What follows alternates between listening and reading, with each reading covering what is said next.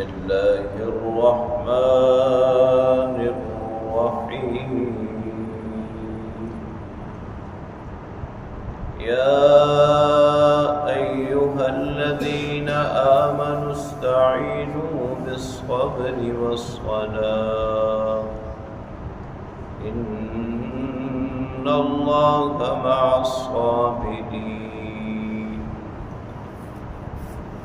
صدق الله وصدق رسوله النبي الكريم۔ سورہ بقرہ کی آیت نمبر 153 کی تلاوت آپ نے سماعت کی۔ ترجمہ سماعت فرمائیں۔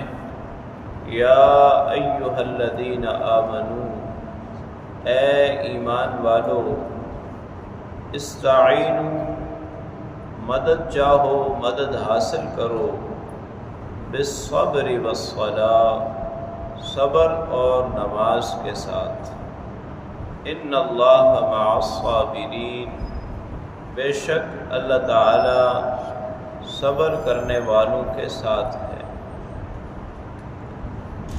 سورہ بقرہ کی آیت نمبر 40 سے بنی اسرائیل کا تذکرہ شروع ہوا، جو یہاں آ کر اختتام پذیر ہو جاتا ہے۔ یہاں سے اللہ رب العالمین مختلف عقائد اور احکام کو بیان فرما رہے ہیں۔ جیسے گزشتہ آیت کریمہ آیت نمبر 152 میں اللہ تعالی نے 3 چیزوں کو بیان فرمایا: اللہ کا ذکر، اللہ کا شکر اور ناشکری سے منع فرمایا۔ آج کی تلاوت کردہ آیت کریمہ میں اللہ رب العالمین نے صبر اور نماز کا حکم ارشاد فرمایا۔ ذکر و شکر کے بعد ناشکری سے بچنے کے لیے بہترین راستہ یہی ہے کہ آدمی صبر کے راستے پر چلے اور نماز پر مداومت اختیار کرے۔ صبر کا لغوی معنی تو نفس کو روکنے کا ہے، اور صبر کے 3 شعبے ہیں۔ پہلا شعبہ یہ ہے کہ آدمی اپنے آپ کو حرام چیزوں سے بچا لے۔ دوسرا شعبہ یہ ہے کہ اپنے نفس کو اعمال صالحہ کا پابند بنا لے، اور تیسرا شعبہ یہ ہے کہ دنیا میں مصائب، تکالیف اور آزمائشیں تو آتی رہتی ہیں، ان مصائب، تکالیف اور آزمائشوں کے موقع پر صبر کرنا۔ صبر کا مطلب یہ بالکل نہیں ہے کہ دکھ کا اظہار نہ ہو۔ جیسے تکلیف میں، غم میں آدمی کی آنکھوں سے آنسو جاری ہو جاتے ہیں، یہ آنسوؤں کا جاری ہونا صبر کے خلاف نہیں ہے۔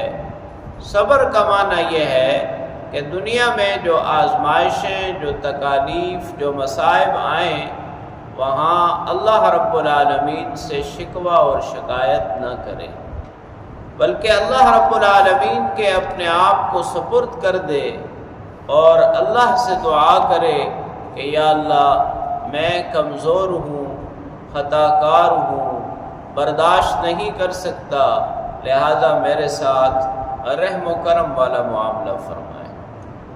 تو اگر کوئی شخص ان تینوں شعبوں کو اختیار کرتا ہے، یعنی اپنے آپ کو گناہوں سے بچا لیتا ہے، اعمال صالحہ کا پابند بنا لیتا ہے، اور تکالیف اور مصائب میں اللہ سے شکوے اور شکایت نہیں کرتا، تو اللہ کریم نے اس کے لیے بہت بڑا اعلان فرمایا ہے، وہ ہے ان اللہ مع الصابرین۔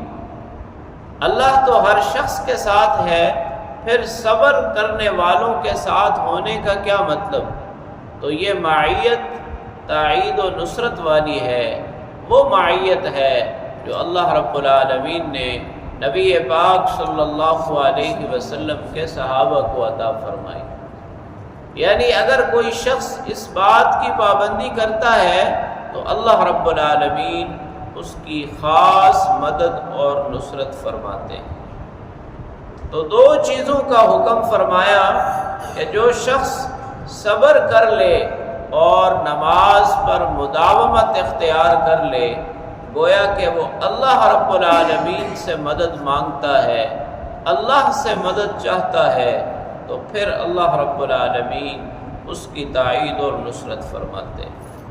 اللہ کریم سے دعا ہے اللہ تعالی کلام پاک کو پڑھنے، سمجھنے اور اس پر عمل کرنے کی توفیق نصیب فرمائے۔